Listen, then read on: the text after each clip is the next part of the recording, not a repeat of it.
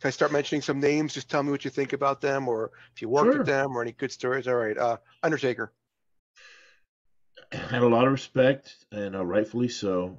He was just a really cool individual. I'm not gonna say he lived the gimmick. He was just a real quiet and cool dude, behind the scenes, and he was always fun to go out to the bar with and drink Jack Daniels.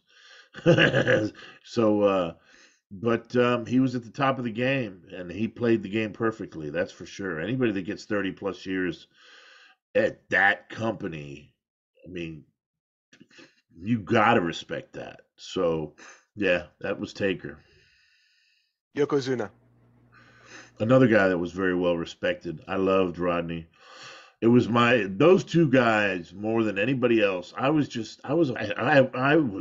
a goof. I tried to make people laugh constantly in the locker room.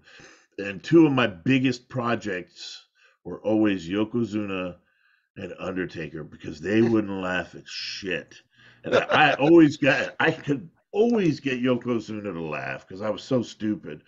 But if I could even just get a little like chuckle out of the Undertaker, I was like, that's a victory.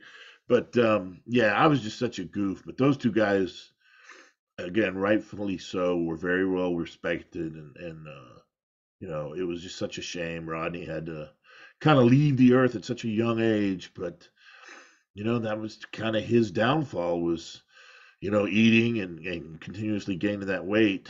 And he's still moving thing to see, but yeah, both very cool individuals. Shawn Michaels.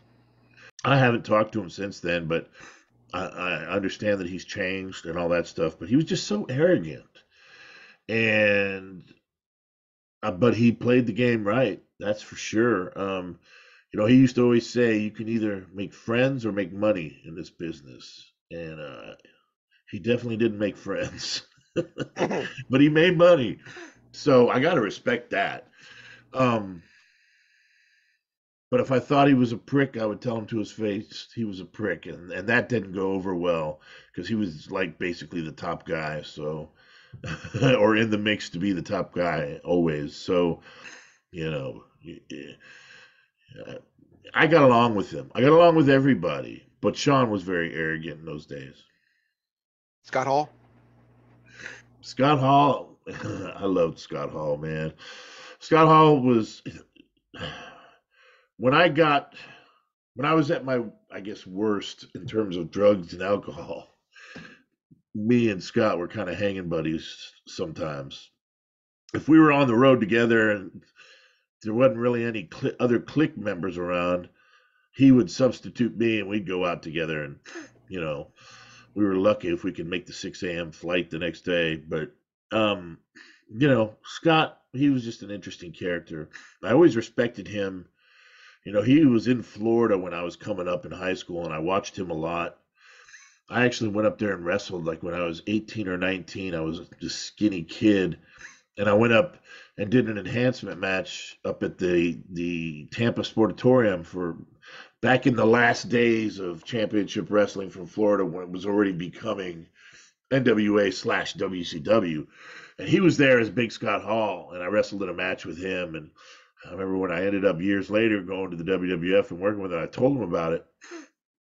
And apparently he still had all those tapes saved and he looked it up and he watched it. He goes, man, he goes, you looked so different. He goes, but it was definitely you because you moved the same. But I was wearing like a hood. We were wearing these hoods and we were like the executioners, me and my buddy. But Scott he was a good dude. I mean, Scott had his moments, man. He could be a prick too. The thing about him and the clique in general was together as a group, oftentimes they were really arrogant. But when you separated them and you hung out with them individually, they were all really cool dudes. Any Bob Backlund stories?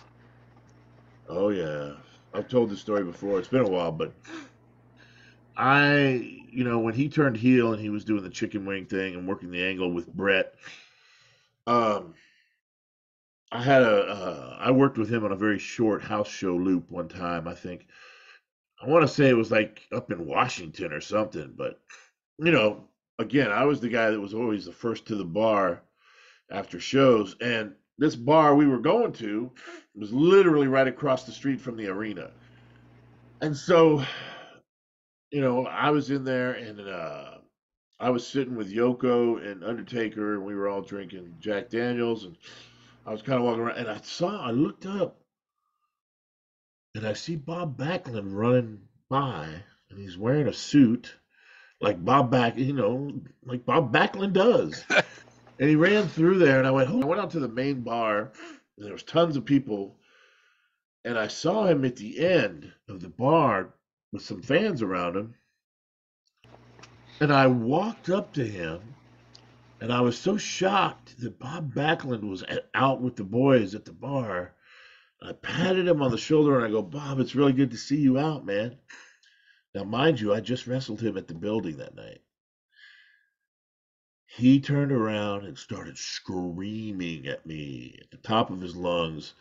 And, because of kayfabe, and I was never so embarrassed in my life. And I just realized, oh, I just screwed up. And I felt like this big, and I just turned around and moped away, But yeah, that was my experience. But otherwise, he was such a nice guy. But, he was interesting. He was interesting to work with, different style, that's for sure.